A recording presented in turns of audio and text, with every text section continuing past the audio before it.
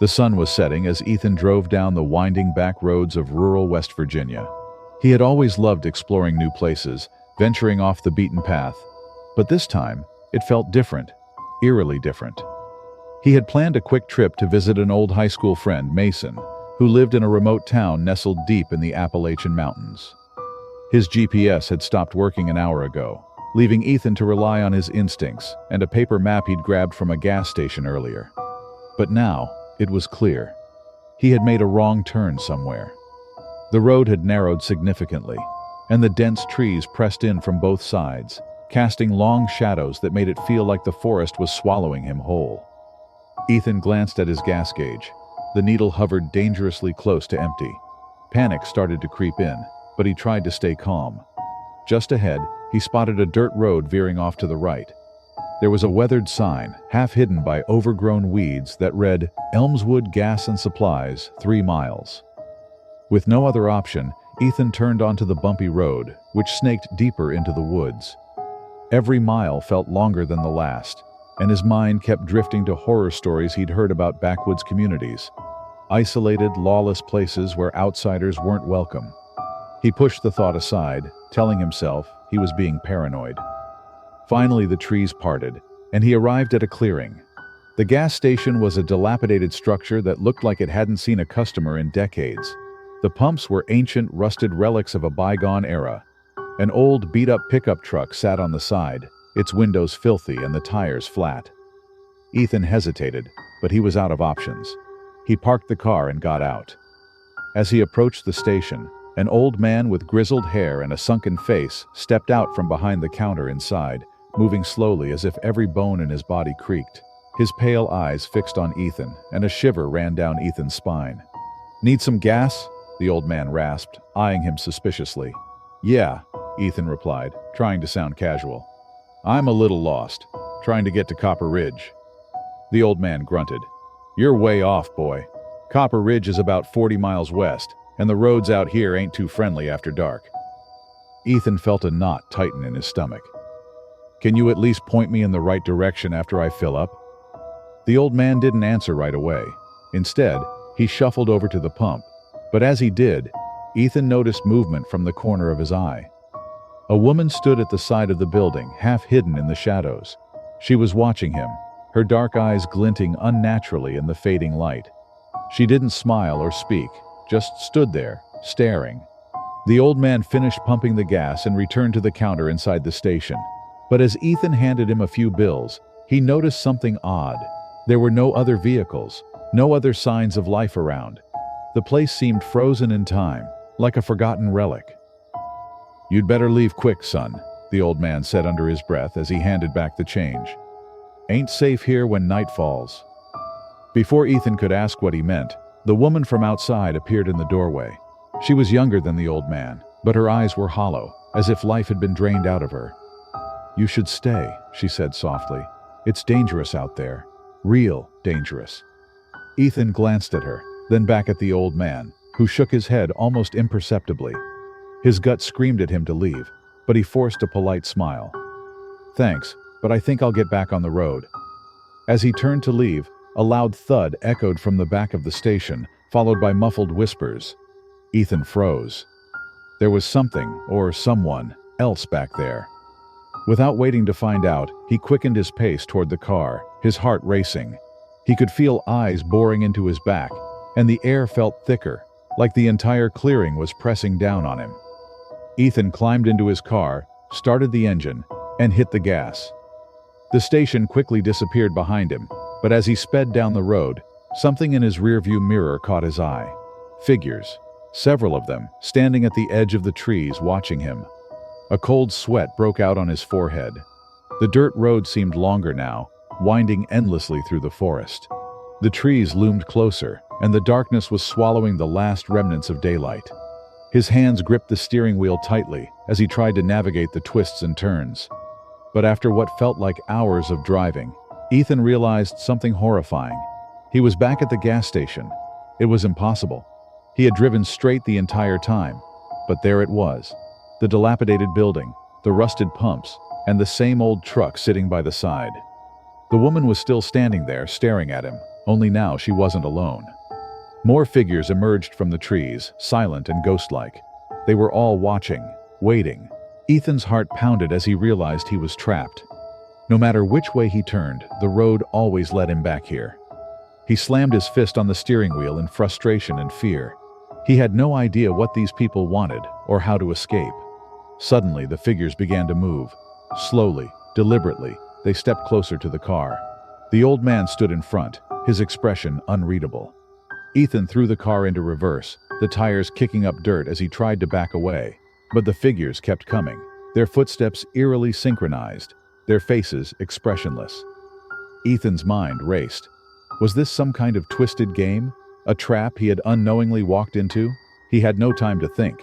As they closed in, he hit the gas pedal hard, speeding down the road once again, his heart racing with desperation. But no matter how far he drove, he knew deep down he would never escape. The road always led back to Elmswood. And as the darkness swallowed his car whole, he understood one terrifying truth. Sometimes, a wrong turn isn't just a mistake. It's a fate you can't escape.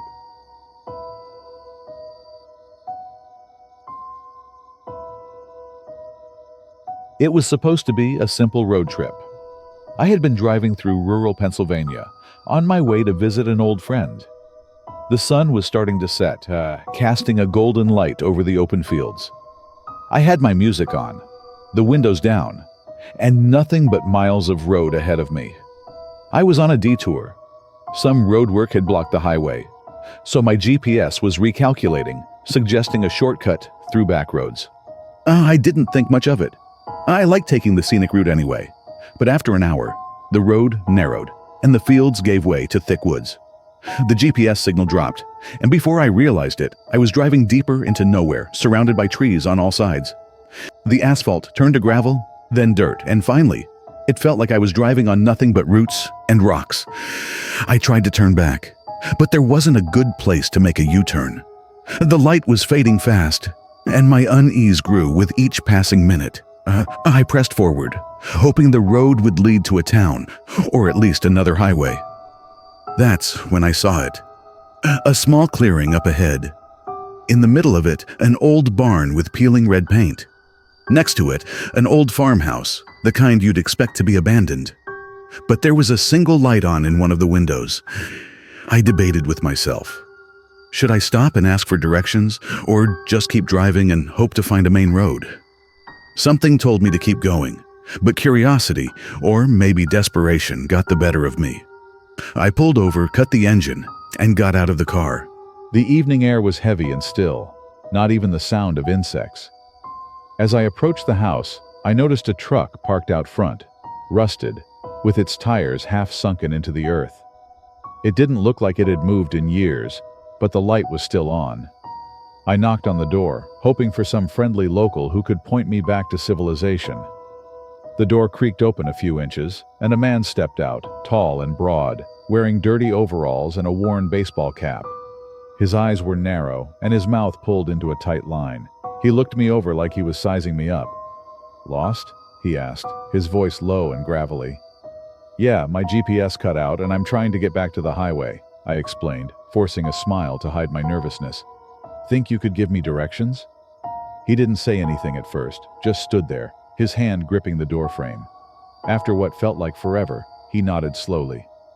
"Sure, come on inside. We can get you a map." Something about the way he said it made the hair on the back of my neck stand up. I should have just thanked him and left, but instead, I followed him inside. The house smelled musty, like damp wood and stale air. It was dark, the only light coming from an old lamp in the corner. The furniture was worn, and the walls were lined with hunting trophies, deer heads, antlers, and even a few stuffed birds. As I stepped further into the room, I noticed movement from the shadows. More people. 3 men and 1 woman sat around a wooden table, staring at me with blank expressions. They looked rough, like they'd been living hard lives in isolation. The woman smiled, but it wasn't a warm smile. It was the kind that made you feel like you were a deer that had wandered into a lion's den. "You lost?" one of the men asked, echoing the words of the first guy. "Yeah, just looking for the highway," I said, my voice feeling too loud in the quiet room. The first man, the one who had opened the door, stood behind me now, and I felt boxed in. I glanced at the door, considering my options, but the way they were all looking at me made it clear that leaving wasn't going to be easy. "You're a long way from the highway," the woman said, still smiling. "Why don't you sit down, have a drink? We don't get many visitors around here." I shook my head. "Thanks, but I really should get back on the road before it gets too dark." The man behind me placed a heavy hand on my shoulder, his fingers digging in just enough to make me understand that I wasn't leaving yet. "Stay a while," he said softly, but there was nothing gentle about the way he said it. "It's a dangerous place to be out after dark." My pulse quickened. Every instinct screamed at me to get out of there, but I felt trapped. The men around the table were staring at me, their eyes cold, unreadable. Something was very wrong here. "I really should go," I said, trying to pull away from the man's grip. "Thanks for the offer, but—" The woman stood up suddenly, cutting me off. "We insist." That's when I saw it. The glint of a knife on the table, half hidden under a dirty rag. My breath caught in my throat, and I knew then that I had walked into something I couldn't talk my way out of.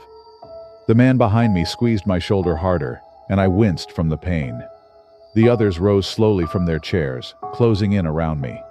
My mind raced, trying to think of a way out. There was no phone service, no one else around for miles, and I was completely outnumbered. "Look, I don't want any trouble," I said, my voice shaky now. "Just tell me how to get back to the road, and I'll be on my way." The woman's smile faded, replaced by something far more sinister. "You ain't going nowhere, boy." I moved before I even realized what I was doing, jerking out of the man's grip and bolting for the door. I heard shouts behind me, the scrape of chairs, and the heavy thud of boots on the wooden floor as they chased me. My heart pounded in my chest as I threw the door open and sprinted toward my car. But they were faster. One of the men tackled me from behind, slamming me to the ground. Pain shot through my side as I hit the dirt, gasping for breath. I kicked and struggled, but two of them pinned me down, their hands rough and unforgiving. The woman stood over me now, her face calm, almost bored. "We don't like people snooping around here," she said, her voice cold. "You made a mistake coming this way." I fought harder, panic surging through me, but they held me down, their hands tightening around my arms and legs. One of them pulled out a length of rope, and I knew what was coming next. Suddenly, the distant rumble of a car engine echoed through the clearing. The group paused, their grip on me loosening slightly as they exchanged wary glances. "What's that?" one of the men muttered, looking toward the road. Before anyone could react, headlights pierced through the trees, illuminating the clearing. The engine grew louder, and then, out of nowhere, a large truck pulled up, its horn blaring. "Who the hell is that?" the woman snarled, eyes narrowing as the truck rolled to a stop just a few yards away. The doors flew open, and two men stepped out. They looked like hikers, backpacks, rugged clothes, the works. They glanced at me on the ground, tied up and surrounded by the group, and their faces hardened with realization. "What's going on here?" one of them demanded, his voice tense. The group around me tensed up, clearly not expecting this interruption. The woman's expression flickered with anger, but she quickly masked it, trying to appear calm. "Just a misunderstanding," she said, her voice sugary sweet. "Our friend here got lost and we were helping him out." The hiker didn't look convinced. "Doesn't look like he's being helped to me." The tension in the air was thick, and I could feel the group wavering. They were outnumbered now, and the hikers didn't seem like the kind of people to back down easily. One of the men near me cursed under his breath and reluctantly untied the rope around my wrists. "Get out of here," he muttered. I didn't need to be told twice. I scrambled to my feet, my heart racing, and ran toward the hikers. As I passed the truck, I glanced back at the group standing in the doorway, their eyes filled with cold fury. "Let's go," one of the hikers said, nodding toward the road. "We'll take you to the nearest town." I nodded, too shaken to speak, and climbed into the truck. As we drove away, I looked back one last time at the farmhouse disappearing into the darkness. I knew I had barely escaped something terrible. I would never forget the faces of the people in that house, and I vowed never to take another detour again.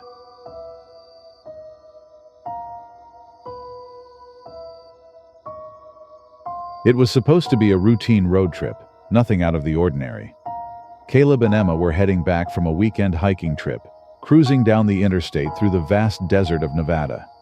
They'd left late, and by the time they were halfway home, the sun had long dipped below the horizon, leaving the road ahead blanketed in darkness. Caleb had always loved driving at night. Something about the quiet emptiness of the road calmed him. But that night, the silence felt different. The highway seemed endless, stretching into the void. With Emma dozing off in the passenger seat, Caleb realized they hadn't seen another car for miles.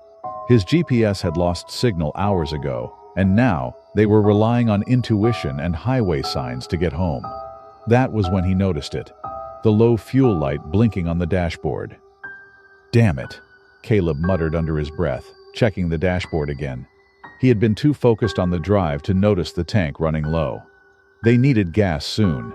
He slowed the car down, scanning for any signs of a town or gas station. About 10 minutes later, an old battered sign appeared on the side of the road, pointing down a narrow, unmarked exit. It read, "Dry Creek, 5 miles." Emma stirred awake as the car turned off the highway, the sudden change of direction pulling her from sleep. "Where are we?" she asked groggily, rubbing her eyes. "Fuel's low. Saw a sign for a place called Dry Creek. Should be close." The road grew rougher as they continued. The desert, vast and empty, was shrouded in darkness, making it hard to see beyond the faint beams of the headlights. It was too quiet. No sounds of crickets or even the usual hum of wind sweeping across the barren land. Just an unsettling silence. Finally, after a few miles of bumpy, desolate road, the outline of a small town appeared on the horizon. Dry Creek. It was an old, forgotten town that looked like it hadn't been touched in decades. The buildings were weathered, the windows boarded up, and the streets were completely empty. Not a single light flickered in any of the homes or shops. "This doesn't feel right," Emma whispered, a shiver running down her spine. Caleb nodded but pulled into what appeared to be a gas station at the edge of town. The pump looked old and rusted, barely functional, but it was their only option. He stepped out, the cold night air biting at his skin as he approached the pump. He half expected it not to work, but to his relief, the nozzle sputtered to life, slowly filling the tank. As he waited, Caleb scanned the darkened street. There was no movement, no sound, just the eerie stillness of the abandoned town. He could feel eyes on him, though he knew it was impossible. There was no one around, or so it seemed. Emma rolled down her window. "Hurry up, this place is giving me the creeps." "Almost done," Caleb said, glancing back at the town. His gut told him something was off. It felt like they had stumbled into a place time had forgotten. Just as the pump clicked, signaling the tank was full, Caleb heard a faint creak. He turned toward the noise and saw movement in one of the buildings. A shadow flickered past one of the boarded-up windows of a house across the street. "Did you see that?" Caleb asked, heart pounding. Emma sat up straighter. "See what?" Before Caleb could respond, the door of the gas station behind him slowly creaked open. A soft rustling sound emerged from inside. He felt a chill creep up his spine. For a moment he considered going inside to check it out, but something told him that was a terrible idea. "Get in the car," Emma said, her voice trembling. Caleb didn't argue. He quickly replaced the nozzle, jumped into the driver's seat, and started the car. The engine roared to life, but just as he began to pull away, they both saw it. A figure standing at the edge of the street, watching them. It was hard to make out in the dim light, but the figure looked wrong. Its limbs seemed too long, its body slightly hunched, and it just stood there, staring. "What the hell is that?" Emma whispered, fear evident in her voice. "I don't know," Caleb muttered, stepping harder on the gas. As they sped down the narrow road back toward the highway, Emma kept looking over her shoulder. "It's still there," she said, her voice barely above a whisper. Caleb didn't dare look back. His focus was on getting as far away from that place as possible. But as they drove, something even stranger happened. The road didn't seem to end. It twisted and turned, but no matter how far they went, the town of Dry Creek remained in their rearview mirror, just on the edge of their sight. It was like they were trapped in some kind of loop. "I don't understand," Caleb muttered, panic starting to creep into his voice. "We should have hit the highway by now." Emma gripped his arm. "Just keep going." They drove for what felt like hours, but no matter how fast they went, Dry Creek stayed behind them, never getting farther away. The figure from before seemed to multiply, shadows appearing along the side of the road, all watching, all waiting. Their grotesque shapes lurked just outside the reach of the headlights. "We have to stop!" Emma screamed, unable to hold back her fear anymore. "No!" Caleb shouted, but the car suddenly sputtered, the engine choking before completely dying. He tried the ignition again and again, but the car wouldn't start. "Caleb," Emma whispered, looking around. The shadows were closing in, creeping toward the car from all sides. The air felt heavy, and a strange hum filled their ears, growing louder with each second.